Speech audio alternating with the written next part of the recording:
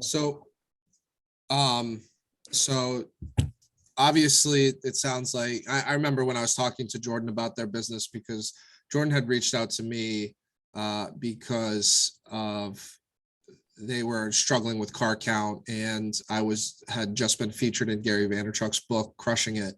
And so he was excited that someone in the oil change industry was kind of getting that kind of media attention in a new, like, fresher version of it, since the rest of our industry has kind of gone down the road of doing multi-care and all that other nonsense that, I don't think the consumer wants. So for me, for me, I think it sounds like the way we view the business is pretty similar. From an operating standpoint, obviously, since you have a full service shop, the labor problems that come with having those technicians and mechanics that have all the certifications that are a little bit more expensive to carry. They're willing to leave you for, a dollar raise. They're willing to leave you for, a little bit bump in salary. There's no real loyalty there in terms of that. And then in addition to that, you're dealing with much higher liability services as well. So I've heard a lot of, full service guys kind of, actually, it's been more the reverse. It's been the quick lube guys that have been forced into the full service side that are complaining that that's not what they signed up for. Like when you go, they don't want to be doing brakes. They don't want to be doing tires. They don't want to be doing these things that if they hire the qualified people, now their payroll's out of balance. But if they try to get by with unqualified people, then you have this liability over your head every single day that you're open. And then our model, the oil change can be taught to anybody who's willing to just follow procedures. You don't need to have that experience, which allows us to have that lower payroll cost. And because of that, it's easier to do it passively, and it's easier to scale. And you don't need to have these, massive $65,000 a year payrolls and salary managers and things of that nature. So, for me, when the biggest thing for me was always the building expense. I don't know what your rent is at Oil Buddy, but like we built our business on getting very low leases and making sure that we were able to cover that expense first and foremost by doing just oil changes. The nature of high volume, low ticket average in a world where cars intervals are starting to spread a little bit, the only way to overcome that is new customers, and increase car count. And it sounds like Michael already commented that was something that you focused on, was increasing car count. So at the end of the day, our macro view is the consumer wants just a no frills oil change, and they want convenience. They want it to not be a hassle. They don't want to lose their car for the day. And so by tackling the building problem, by having a building that can be put up for $300,000 and $400,000, all of a sudden you can stick to doing just oil changes. By eliminating all these other SKUs, by not having to carry an inventory of more than $10,000 at any given time per store, you're not carrying transmission parts, you're not carrying all these other and having to wait for orders to come in and then really be beholden to supply chain issues. All of your inventory is there already. And then on the off chance you don't have something, that's what your backup account with, AutoZone Advanced is for.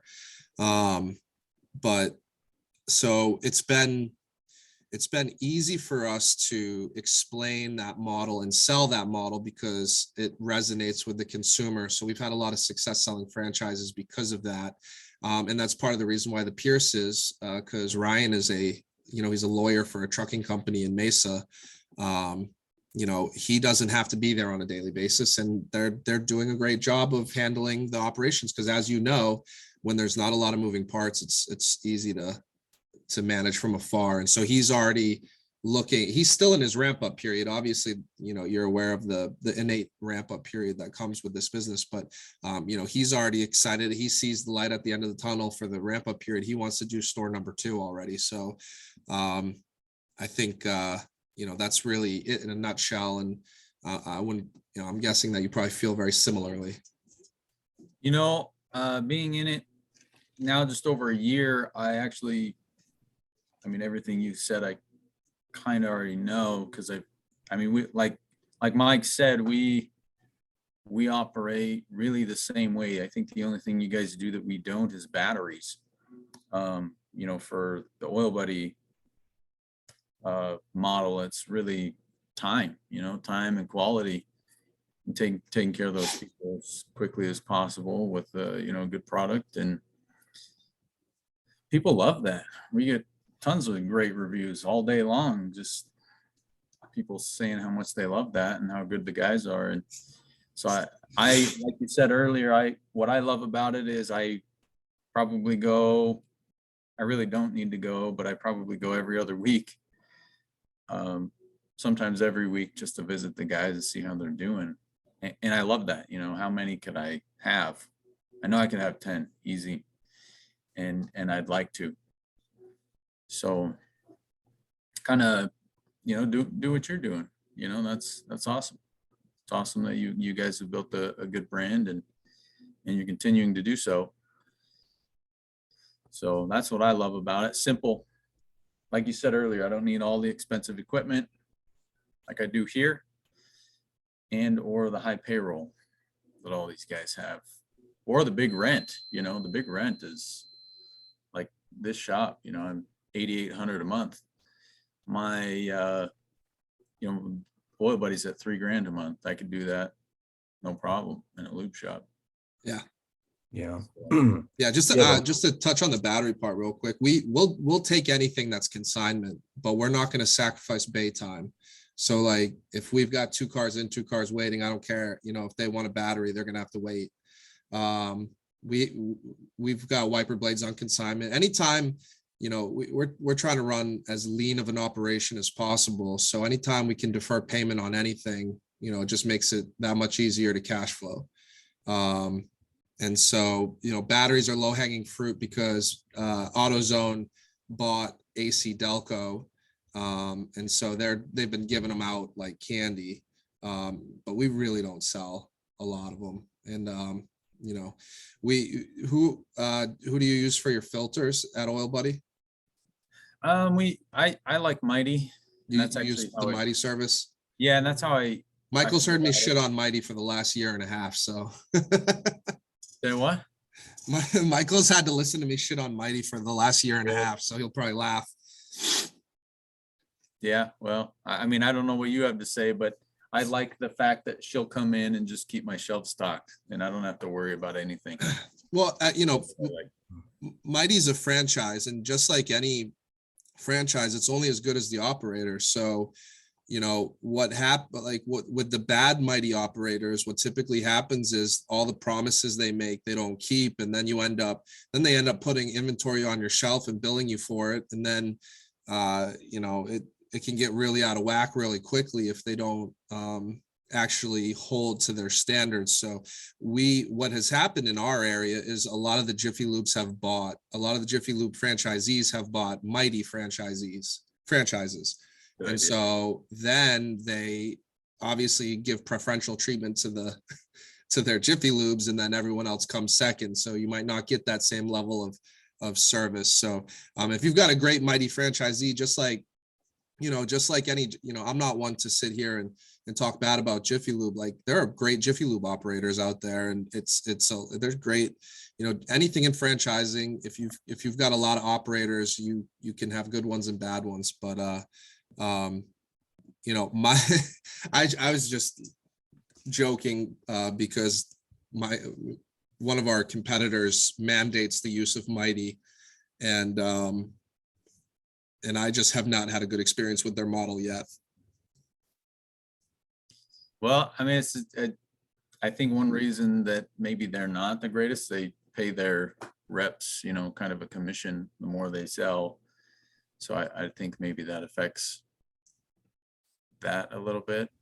But we had to rely on a Mighty rep in Pittsburgh during the oil filter shortage, and then the rep was really good because we have 6 stores in the Eastern Ohio, Western Pennsylvania market, and they all fell in love with this charismatic guy, and they wanted to switch. But we have we have economy of scale now because of how many stores we have. And so Service Champ is just so cheap for us, that and their lead times are so easy for us that it just makes it easier for us to just use Service Champ across the board. And then of course, we're building up our private label side of things too. So there's that as well. But we did, during that oil filter shortage, have a really good experience with the Pittsburgh Mighty franchisee.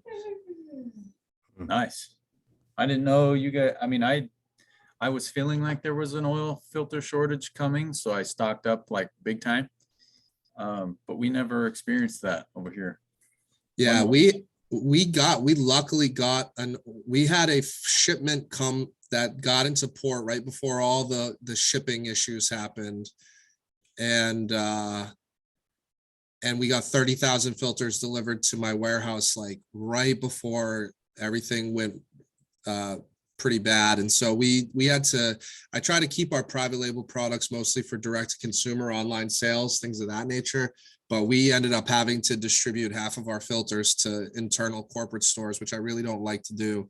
But Service Champ had a couple things happen. One, their contract with Champ Labs ended and they couldn't come to terms on a new one. So then they had to scramble to use mostly Prime Guard filters and Purolator, and not Purolator, Purolator, not and so it was a combination of that plus the supply chain issues. But it seemed like Mighty was the only one that didn't have any issues. That's why we used them in Pittsburgh, was because they had no filter issues at all for some reason. Yeah, none. Well, yeah, it's like I said, I'm excited about it. All the things Mike's been telling me about it. I like the business model, the ease, like you said, if you can get into a spot, ground lease, $300,000-$400,000 building, I mean, you're 10 steps ahead of the other guy. I was in the process, before I found you guys, I was in the process of buying a piece of property and building brand new building. But that's 1.6, 1.8 just to do that. And then it's a lot of oil changes. How big is that? Every month. It's a lot. Yeah. Yeah. So I was trying to be smart about it and build it in a way that I could have a few tenants on the side to kind of help bring more business. It's already a decent corner. So in the Mesa area. Yeah. We almost bought so Circle K and Speedway are downsizing their portfolio of real estate, and there's a lot of speedways on that main road that have been shut down and fenced off, and they're relatively cheap, those plots, because the new model for both of them is to do these massive convenience stores. And some of those new Circle Ks are like 6,000 square foot convenience stores, whereas they used to be just a small 800 square foot little shop. And there's a bunch of those Speedway lots. You probably drive by them on a regular basis. They're mostly fenced off, but they're remediated. The tanks have been removed, and those make great spots because they're already zoned commercial automotive, and wouldn't be very difficult to put a building up on them for cheap. So $100,000 for the ground, 300-400 grand for the building. You're looking at a $3,000 a month mortgage on a brand new building. You really can't beat that. If you go to crexi.com and look at some of these Take Fives and Jiffy Lubes and Valvolines, they're selling these buildings to triple net investors, and the net operating income for those buildings are upwards of $120,000, $200,000 sometimes.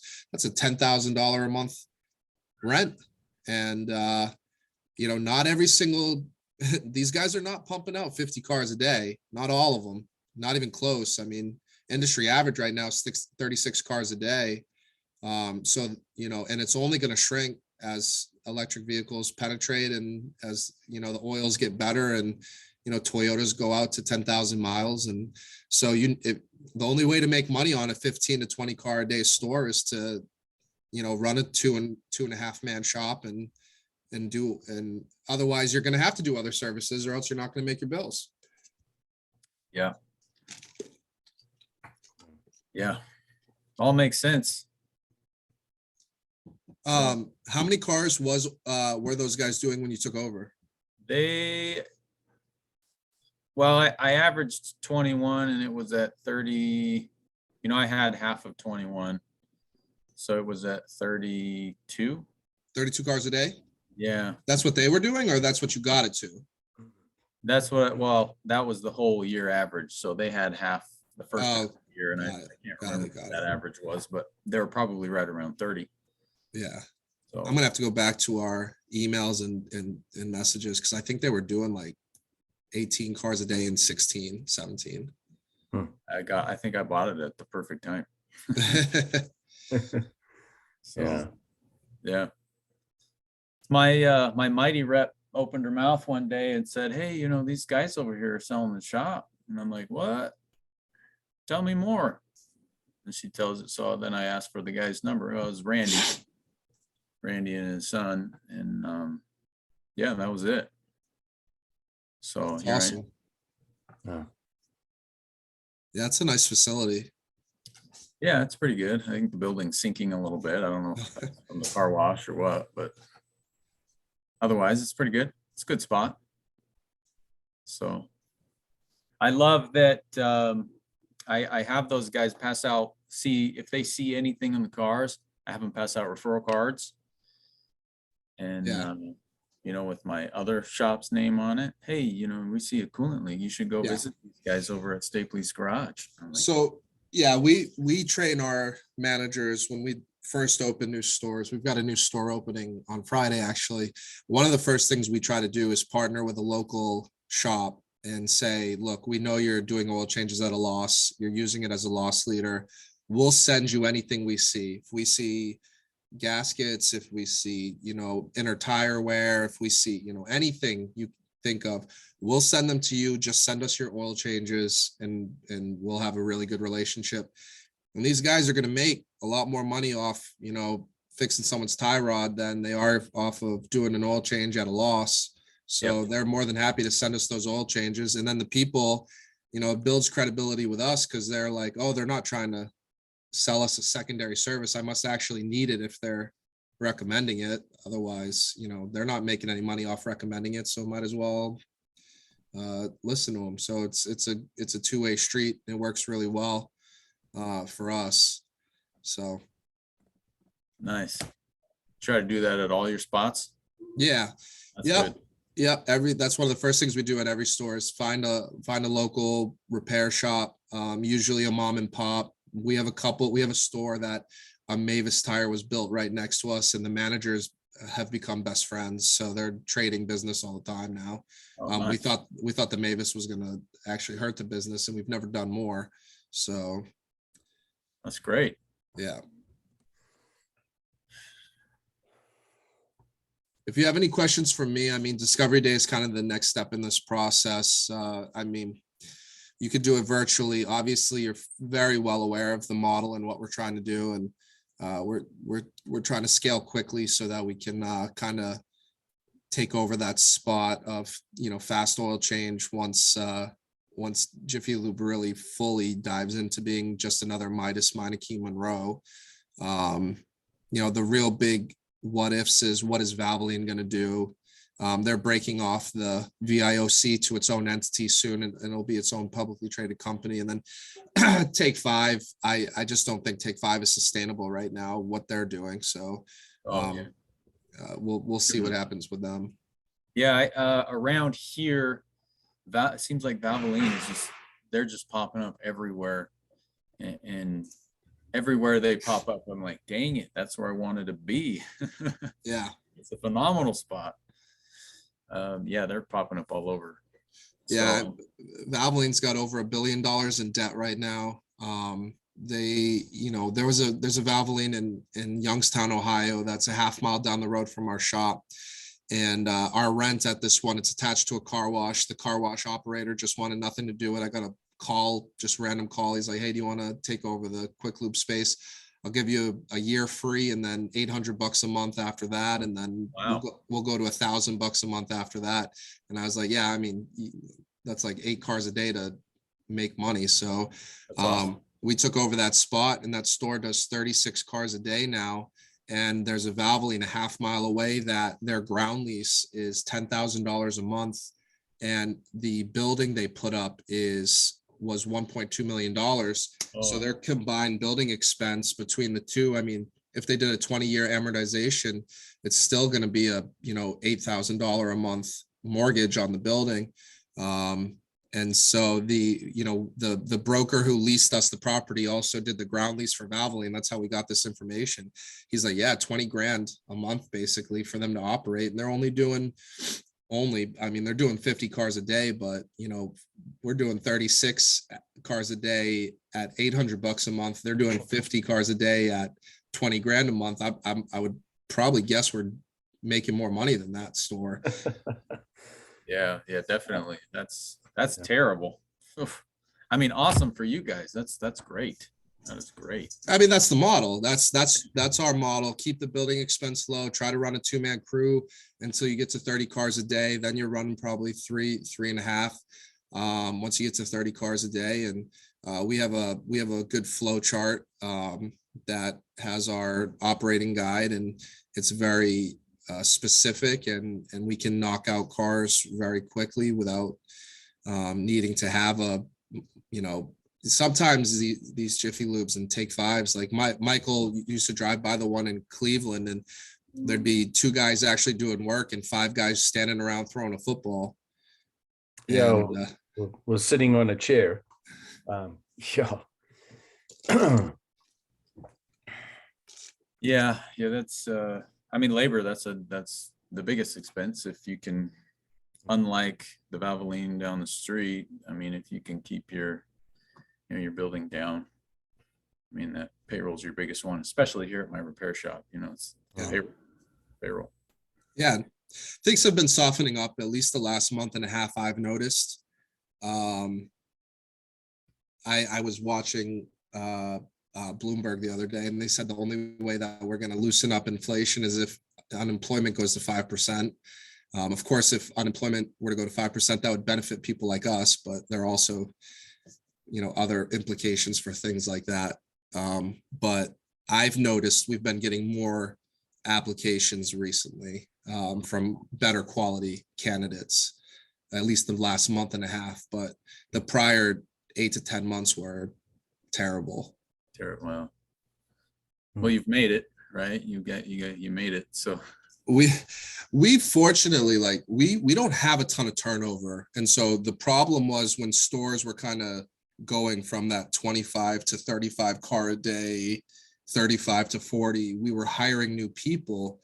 And then the only way to get someone to show up to interview was to offer them, we're in central Pennsylvania, Eastern Ohio, lower cost of living than where you are.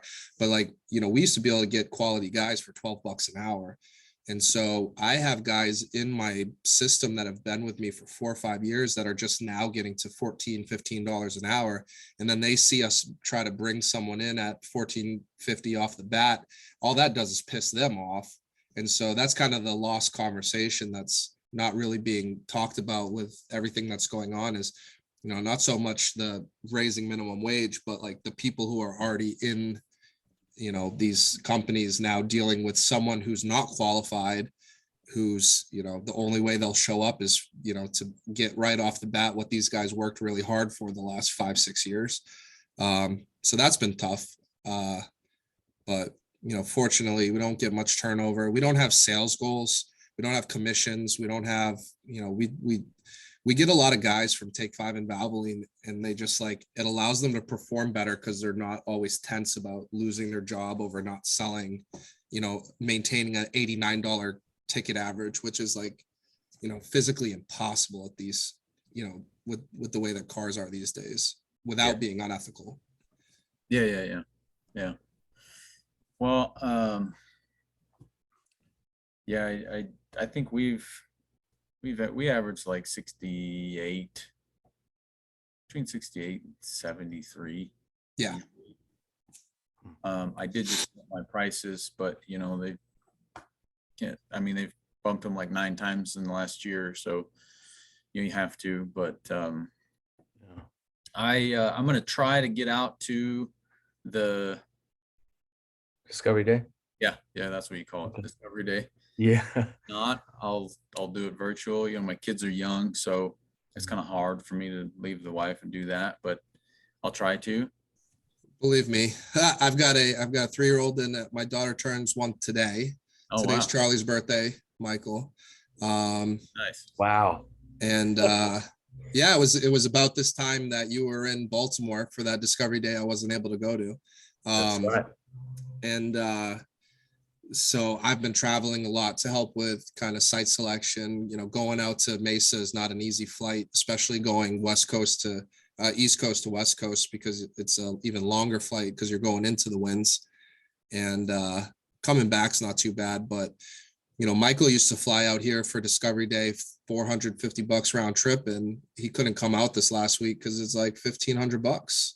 Holy cow. Oh yeah, it's crazy. I don't know. West to east is crazy fares right now. I was supposed to go to Las Vegas with you guys, and the flight was $1,700. Wow. Man. And Amex wouldn't let me use my points, and that was the only way I would go was, and they said it was too, like they couldn't do it. So, Wow. so yeah, I'll end on this. I mean, if I'm excited to get experienced operators that can help be like really good stewards of the brand that believe in the vision the same way, because I think we do have, if we execute this properly, we can be that brand that people think of when it comes to fast oil changes. I think a lot of people now, when they show up to Quick Lubes, they're questioning if they're second in line, they're questioning whether they should stay or not, because they don't know what's happening in the bay anymore. They don't know if it's just an oil change. Whereas our customers have no problem being fifth in line because they know that the only thing in front of them is oil changes and that they're going to eventually get there quickly. You know, we just trademarked the phrase, the oil change only store. And so that's going to be something we're going to try to run with. Take 5 has trademarked fastest oil change on the planet, but I think people already understand that the oil change is a fast service. What they care more about is that it's just an oil change. The oil change only store to us means we're not selling other stuff. We're not going to beat you over the head. We're not, you know, you don't have to come in prepared for war, that you're just going to get an oil change and get out. So thanks for coming on the call. Actually, are you at $89.99 for your full synthetic now? Pretty much. I should know. I just upped the prices. 79. It depends, you know, the year. I have 6 different main oil changes. 79.99 for the Euro, I think, or maybe it's 89. Yeah, I mean, that would be super cheap for Euro, because all the Jiffy Lubes and Valvolines have already moved to $99.99 for full synthetic. Just their ho hum, you know, Pennzoil Gold. Yeah. We don't mandate pricing at the franchise level, but all of our stores, I was at, you know, just a year ago, I was at $64.99, and we had to move up to $69, and then we moved to $72, and now we're at $74.99, and hopefully this should be, I mean, who knows? Nobody knows, but there should not be any more price increases in the near future. I hope not. What'd the guy say? Let's see, my Euro's at 79.99, but it's up to 5 quarts. I charge $10.99 per quart after that. And then I have one called the Best Buddy, which is a synthetic, and it's $69.99. So my diesel's my blend is at $124.99 at $9.99 per quart. Above that, up to 12 quarts, and then full synthetic $154.99 on the diesels up to 12 quarts. So yeah, we carry bag in a box to cover a lot of those specialty, especially like the Dodges that have the 040 now, and Yeah. And we're just, you know, we've always just said our model is not going to cater to the one-off. So, you know, we have our 4 main SKUs, 520, 530 synthetic blend. Then we have 020, 530 Dexos. And then everything else we just charge. Well, we'll charge, like for a Mobile One oil change, we're charging $120. And if someone is, you know, really that adamant about it, they're going to pay it, and they're going to pay it with a smile.